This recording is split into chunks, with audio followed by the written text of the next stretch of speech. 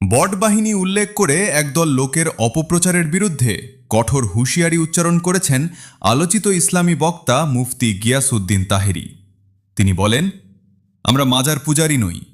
মাজারে গিয়ে কোরআন তিলাওয়াত ও জিকির আশকার করা সুন্নাহর অন্তর্ভুক্ত, অথচ একদল লোক আমাদের মাজার পূজারি বলে ট্যাগ দিচ্ছে।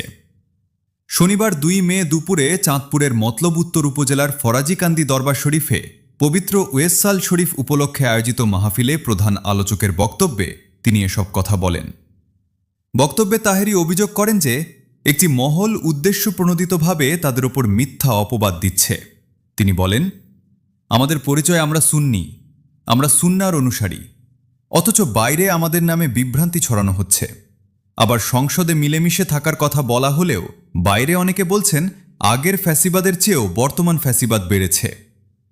প্রযুক্তি ও মোবাইল ফোনের অতিরিক্ত ব্যবহারের সমালোচনা করে মুসল্লিদের উদ্দেশ্যে তিনি বলেন, আপনারা সারা রাত মোবাইল টিপে সময় নষ্ট করেন এবং চোখের ক্ষতি করছেন, অথচ এশার নামাজের পর দ্রুত ঘুমিয়ে ফজরের নামাজের জন্য উঠলে সেটি ইবাদতের শামিল হবে।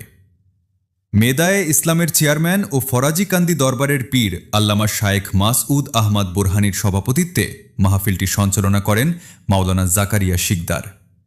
মাহফিলে আরও উপস্থিত ছিলেন জাকির হোসেন জামাল, অধ্যক্ষ, হাসানপুর শহীদ নজরুল সরকারি কলেজ, মাওলানা হাফেজ রফিকুল ইসলাম, সাবেক ফকি, ফরাজিকান্দি কামিল মাদ্রাসা, হেলাল উদ্দিন, সহকারী পরিচালক উচ্চ মাধ্যমিক শিক্ষা বোর্ড, ডাক্তার এটিএম আহমদ হোসাইন, সহকারী পরিচালক বাংলাদেশ উন্মুক্ত বিশ্ববিদ্যালয়।